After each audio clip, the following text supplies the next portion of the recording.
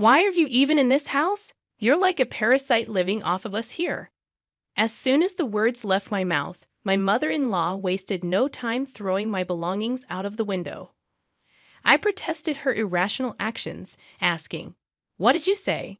Don't you dare talk back to me. Can you pick my stuff up, please?" I pleaded. In response, my mother-in-law put a knife to my throat, paralyzing me with fear. "Get out, or this won't just be a game anymore." "I understand. If that's the case, I'll leave immediately," I replied.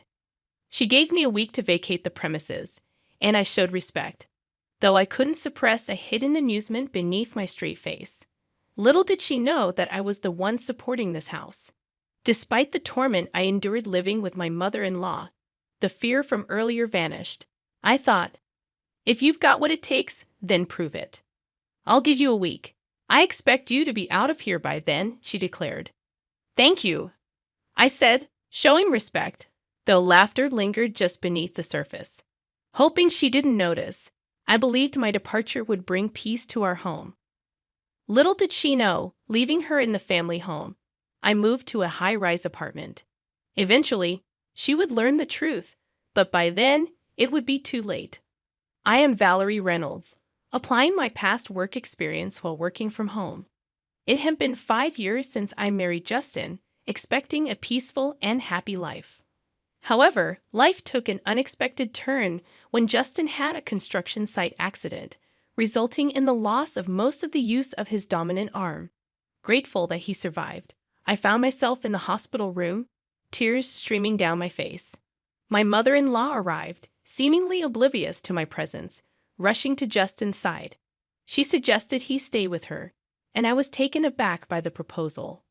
When she noticed my surprise, she coldly questioned, "What's wrong? Do you have a problem with that?" "No, it's not that. It's just a bit sudden. With my son like this, I can't leave everything up to you," I retorted, irritated by her words. Justin, however, expressed his trust in me, saying, "Valerie has been working hard all this time. That's why I trust her going forward." My mother-in-law, displeased, made an inaudible noise, but she couldn't sway my determination. "Well, anyway, come to the house as soon as you're discharged from the hospital. Of course you're invited, Valerie. That goes without saying." I could predict what would happen if everything were left up to my mother-in-law. "By the way, Valerie, I'm leaving all the moving arrangements to you." "Everything." "That's a bit much," my husband chimed in. "It's too much for one person to handle alone. Mom, please help her out." I hoped he would insist more strongly, but it seemed my mother-in-law had no intention of helping and ignored my husband's words. "I have my own things to do, you know," she smirked at me, unnoticed by my husband. It felt ominous, and so began our life living with my mother-in-law.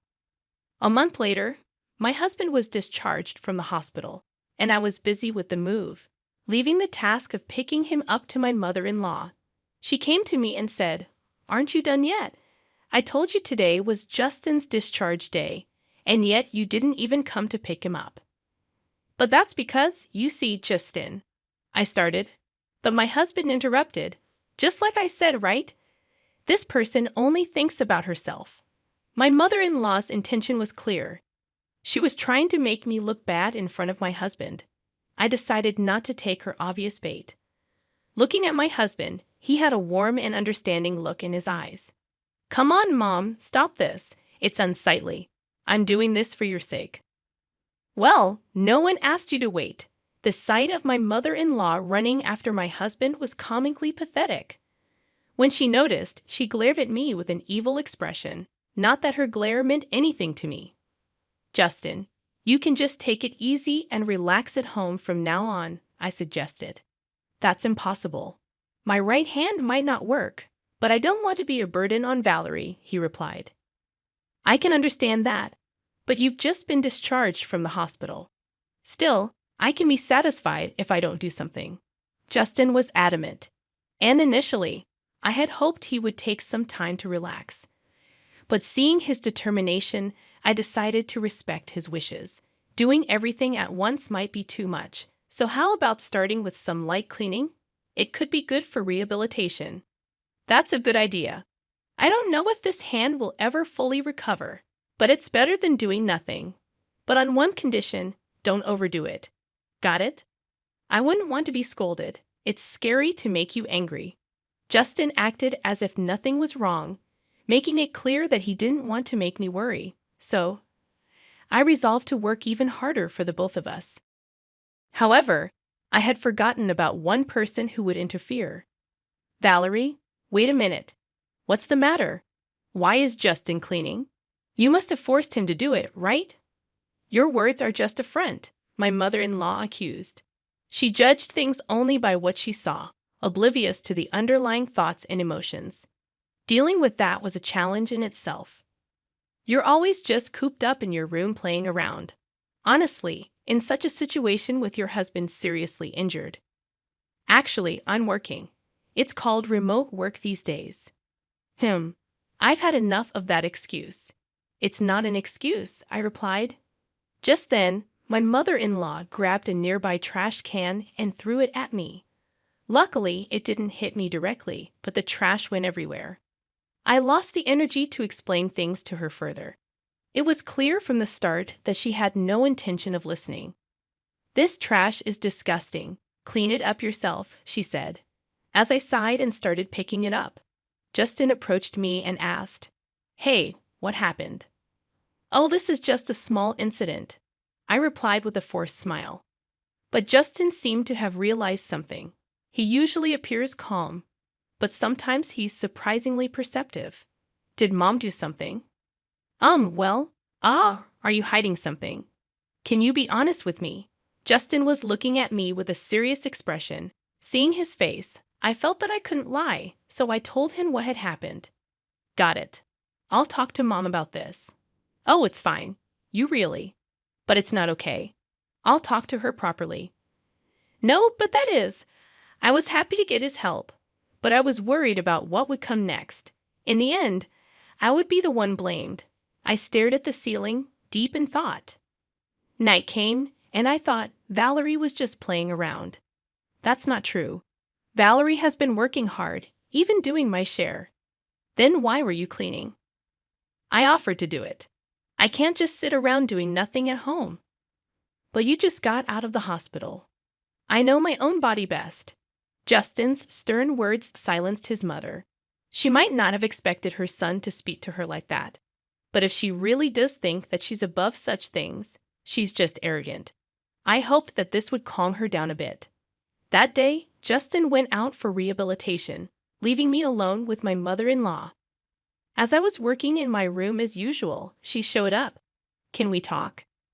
"Sorry, can you wait just a bit, about 15 more minutes?" "No, I can't wait right now." "All right, I'm coming." I hurried along and went to the living room where an unknown woman was waiting for us. "Excuse me, who is this?" "Have a seat first. We'll talk after that." I had no choice but to follow my mother-in-law, but I couldn't grasp the situation. As I was trying to figure it out, the woman started speaking. "So this is the one you were talking about, the wife who just plays around without working?" "Yes, it's true." My mother-in-law was laughing eerily. "So you realize that you're an unnecessary presence in this house." "What are you talking about?" Looking around, I saw them sighing. I didn't understand. Suddenly confronted by a stranger and put down as the target of blame. If I could, I would have left that place in an instant. "Don't you understand? Unnecessary people are not needed here." "What do you mean?"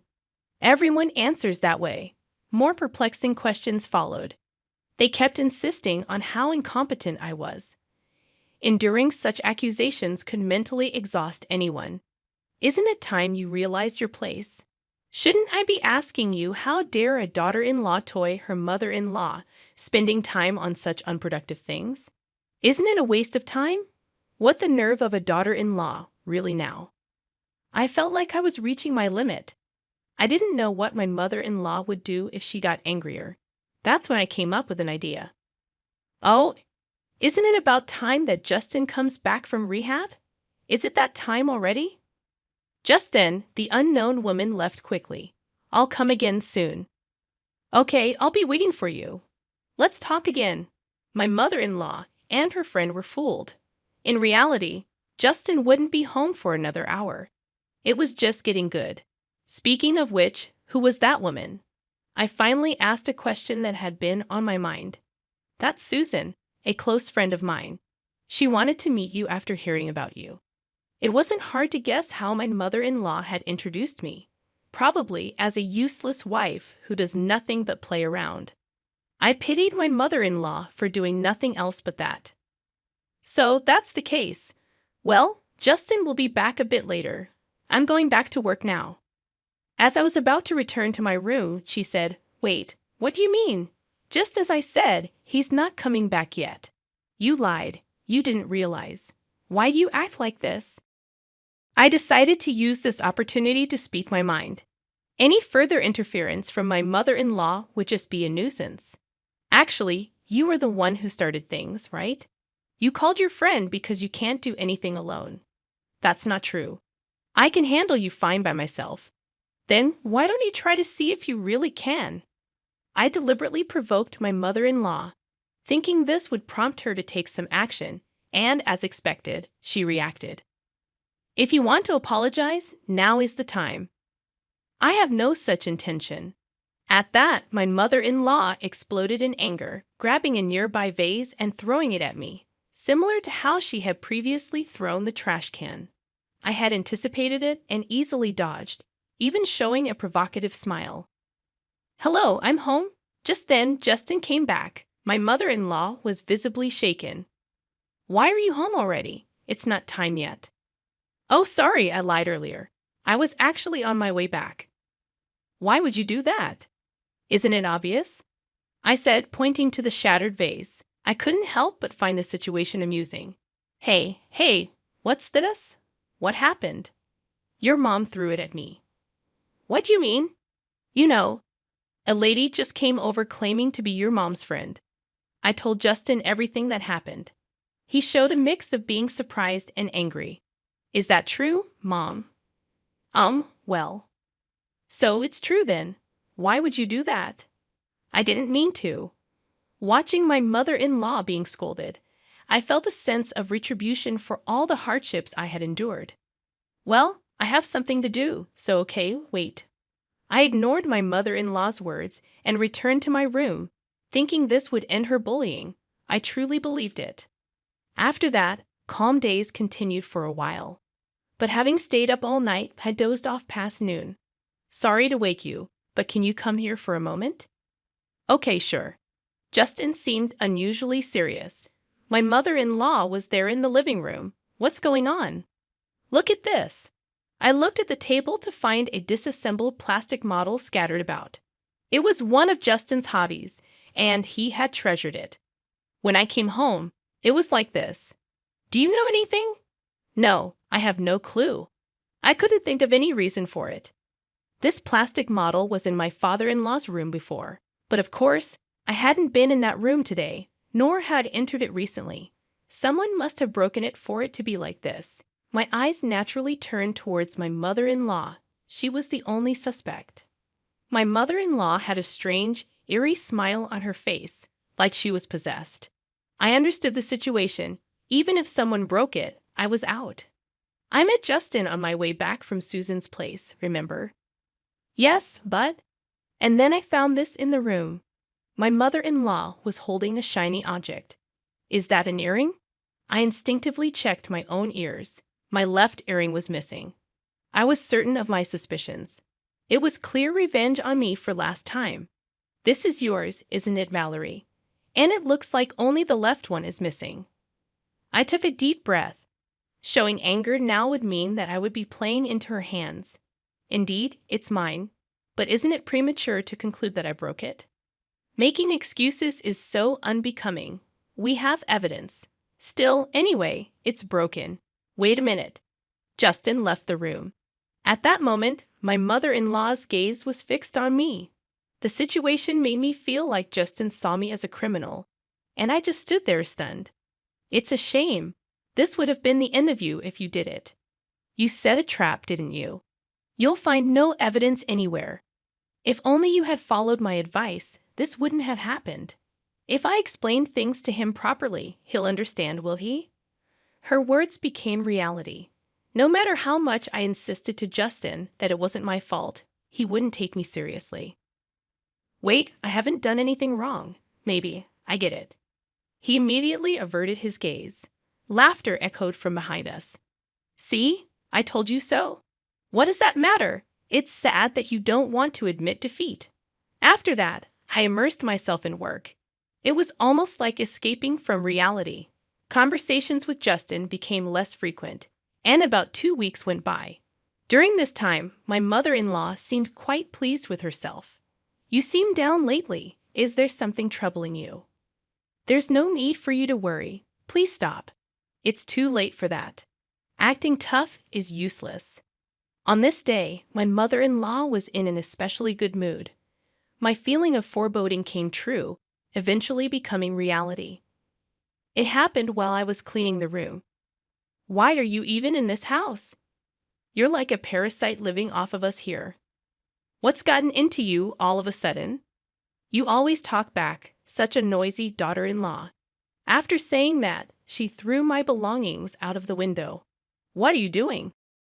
I protested her insane actions, questioning what had gotten into her. You're too noisy, always talking back. Can you pick my stuff up, please? I said, hoping for some reason to prevail. But as I said that, my mother-in-law put a knife to my throat. I was frozen in fear, unable to move. It's better if you stay still. A normal person wouldn't do this, I managed to utter, but my mother-in-law was clearly deranged. If you don't leave now, next time it won't be just a joke. I understand.